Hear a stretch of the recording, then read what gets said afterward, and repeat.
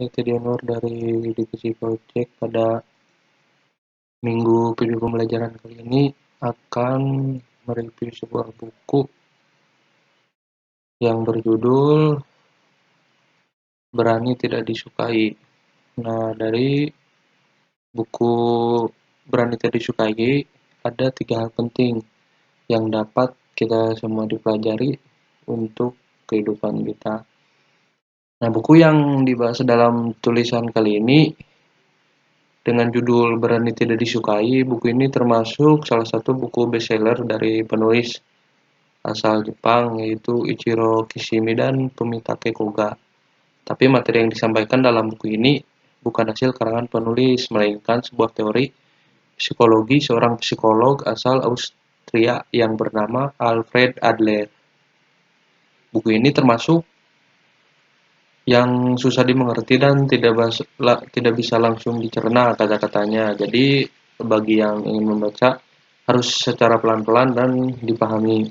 Ceritanya pun dibuat dalam bentuk dialog atau percakapan antara seorang pemuda dengan seorang filsuf yang merupakan penganut teori psikologi Adler. Nah, menurut saya ada 3 poin penting yang bisa dipelajari dari buku ini. Yang pertama, semua masalah di dunia ini adalah menyangkut hubungan interpersonal. Nah, poin pertama yang bisa kita pelajari dari buku ini adalah bahwa semua permasalahan ini menyangkut ada hubungannya interpersonal ataupun hubungan antar sesama manusia. Nah, disadur dari buku Berani Tidak Disukai ini, masalah apapun, baik masalah keuangan rumah tangga, baik itu masalah sosial, masalah karir, semua ada hubungannya dengan antar sesama manusia. Nah, jadi selagi kita tahu caranya berhubungan dengan orang lain, maka kita pasti akan bisa mengatasi sebagian besar masalah dalam hidup ini. Nah, untuk dapat menyelesaikan berbagai masalah tersebut, pertama, kita harus bisa membedakan dan memisahkan masalah yang ada menurut teori psikologi Adler secara garis besar. Ada 2 masalah di dunia ini, yaitu masalah diri kita sendiri dan masalah orang lain, atau biasa disebut juga dengan urusan diri sendiri dan urusan orang lain. Nah, lalu bagaimana cara membedakannya? Nih, buku ini dijelaskan, contohnya itu diceritakan oleh Lusu kepada si pemuda dalam buku ini adalah misalnya ada anak yang kalau di rumah dia malas belajar. Kebanyakan orang tua pasti akan menyuruh anaknya untuk belajar. Bahkan mungkin ada yang harus marah-marah dulu supaya anaknya mau belajar. Nah, sedangkan menurut teori psikologi Adler itu hal itu tidak seharusnya dilakukan karena belajar itu bukan urusan orang tua, melainkan urusan anak tersebut. Oleh karena itu, cara orang tua menangani masalahnya dengan menyuruh anaknya untuk belajar sebenarnya adalah tindakan mengganggu urusan orang lain. Lalu si pemuda pun bertanya, apa kita harus membiarkan begitu saja apabila melihat anak kita tidak belajar?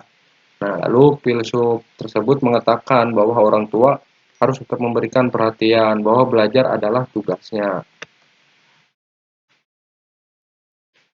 Terus kemudian apabila tidak belajar dari nilai rapotnya jelek, yang rugi pun dia sendiri.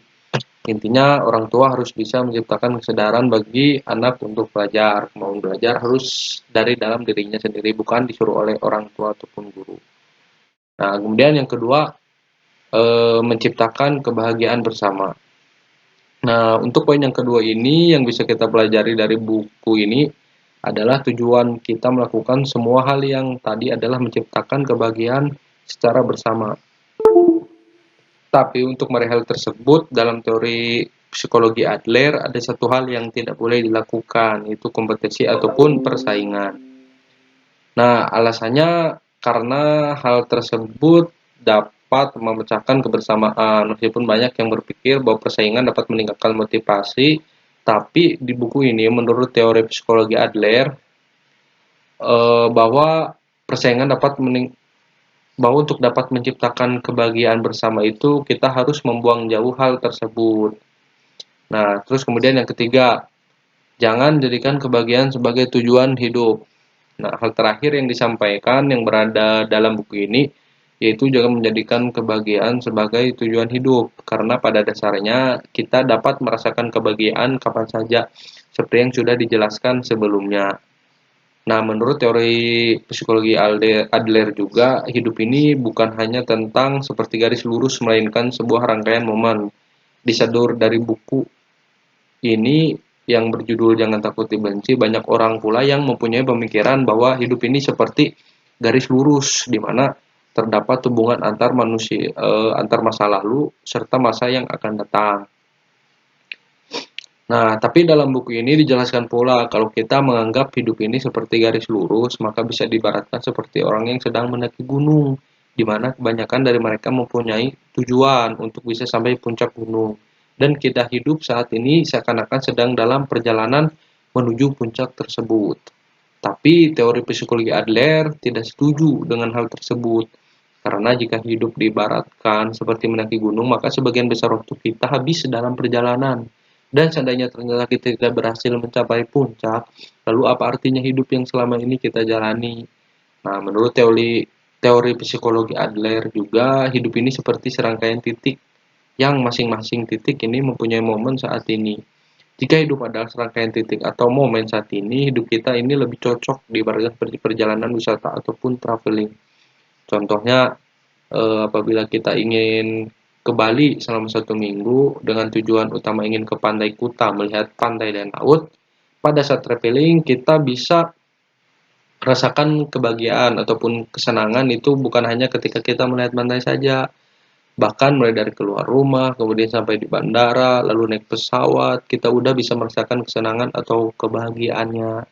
Nah, pada momen tersebut, sebelum melihat Pantai Kuta, mungkin saja kita akan diajak ke hotel dahulu atau diajak mampir menikmati kuliner khas Bali dan kita pun bisa merasakan kebahagiaan pada saat mengunjungi setiap tempat wisata tersebut. Nah, kalaupun tujuannya benar-benar hanya ingin melihat pantai, kita bisa menaiki helikopter supaya cepat sampai ke Pantai Kuta. Dan setelah puas melihat pantai, kita langsung balik pulang. Apakah berlibur itu yang seperti itu? Nah, dalam perjalanan menuju Pantai Kuta, mungkin kita akan bertemu dengan banyak hal. Seperti tempat yang kita kunjungi, ibaratkan sebuah titik ataupun momen di mana kita bisa bertemu atau merasakan kebahagiaan. Nah, mungkin itulah 3 hal penting yang dapat kita ambil dari buku yang berjudul Berani Tidak Disukai. Semoga dapat bermanfaat dan teman-teman bisa membaca buku tersebut. Terima kasih. Wassalamualaikum warahmatullahi wabarakatuh.